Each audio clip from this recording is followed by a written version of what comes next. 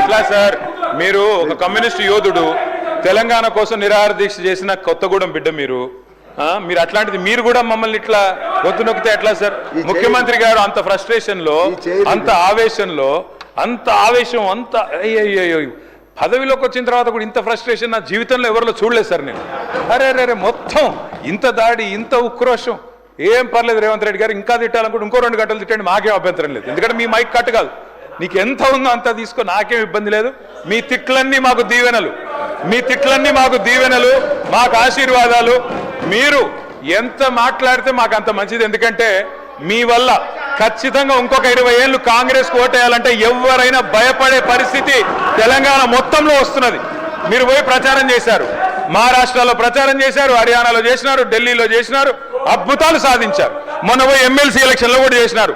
57,000 ఉద్యోగాలు నేను ఇస్తే నాకు ఓటేయండి అన్నారు. వేసినారా ఓట్లు మీకు? అందుకే అంటున్నారు రేవంత్ రెడ్డి గారు రంకెలతో ఏమి రాదు, ప్రతిపక్షాల మీద దాడి చేస్తే ఏం కాదు.